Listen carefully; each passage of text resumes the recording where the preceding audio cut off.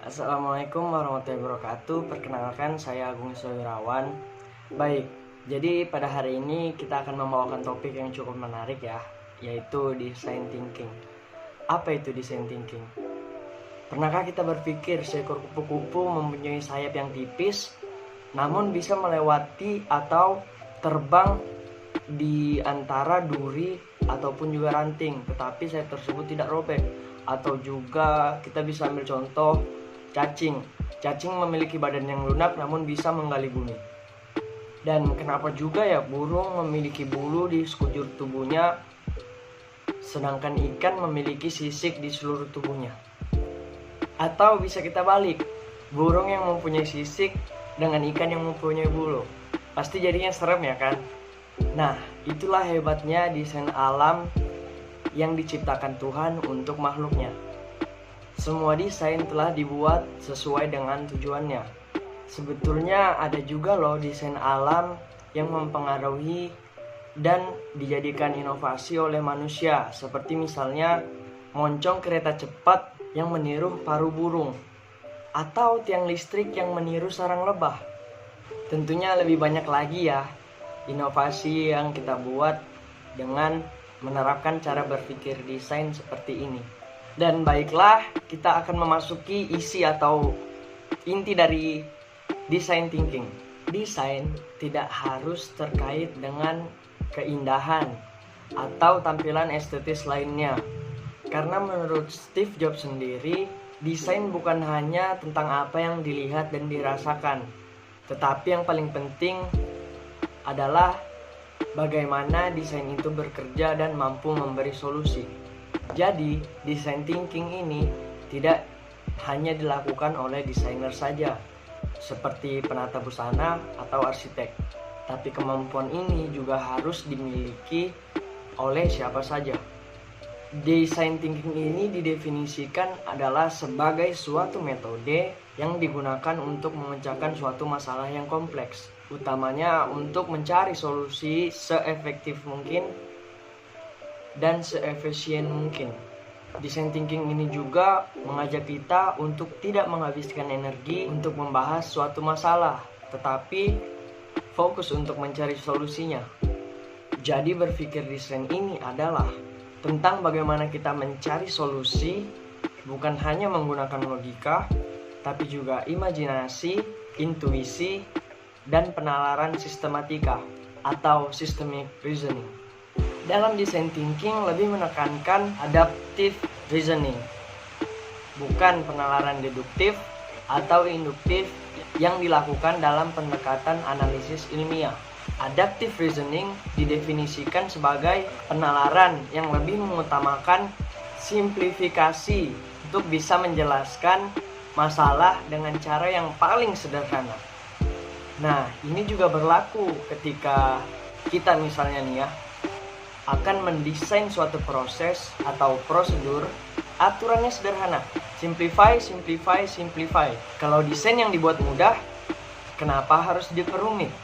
Nah, filosofi sederhana ini yang akhirnya membuat Apple dengan produk-produknya kemudian menjadi sangat sukses. Atau misalnya Apple mendesain remote control TV yang dulunya memiliki banyak sekali tombol, dan desain Apple sekarang hasilkan remote TV yang hanya memiliki sedikit tombol. Nah, itulah sebabnya inovasi yang dihasilkan dengan cara berpikir desain akan memiliki peningkatan yang berbeda dengan inovasi dengan pendekatan tradisional.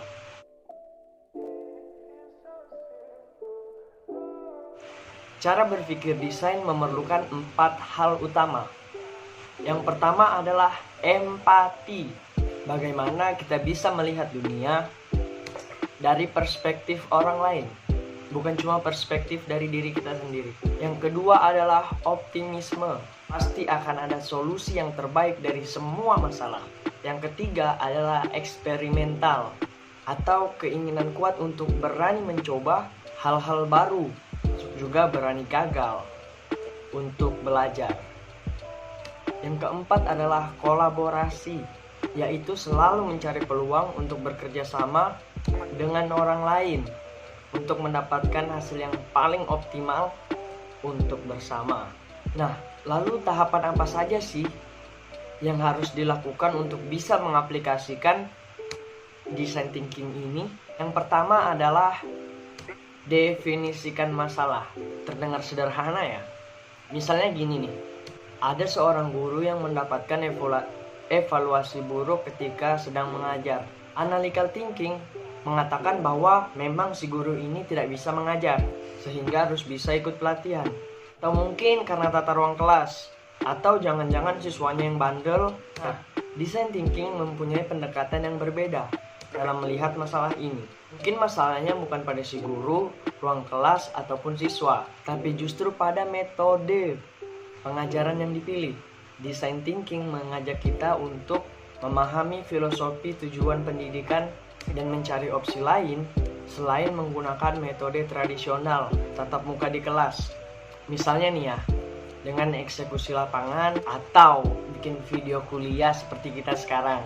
Yang kedua, tentukan opsi solusi. Nah, design thinking ini mengajak kita untuk mencari opsi sebanyak-banyaknya dari berbagai perspektif yang berbeda. Yang ketiga, buat prototipe, uji, dan perbaiki. Karena pada akhirnya, apapun idenya, yang lebih penting itu realisasinya. Jadi, membuat prototipe atau purwarupa ini menjadi sangat penting untuk melihat bagaimana suatu ide ini diimplementasikan dalam skala yang kecil sebelum akhirnya diterapkan secara luas. Yang keempat adalah eksekusi dan terus sempurnakan.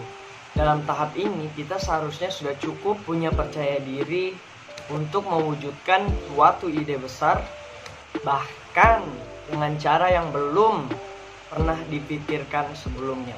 Jadi kunci keberhasilan berpikir desain itu ada dua.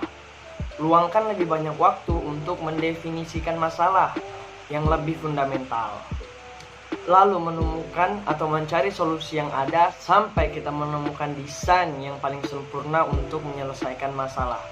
Ya, mungkin cukup sekian dari pembahasan topik yang hari ini saya bawakan. Assalamualaikum warahmatullahi wabarakatuh.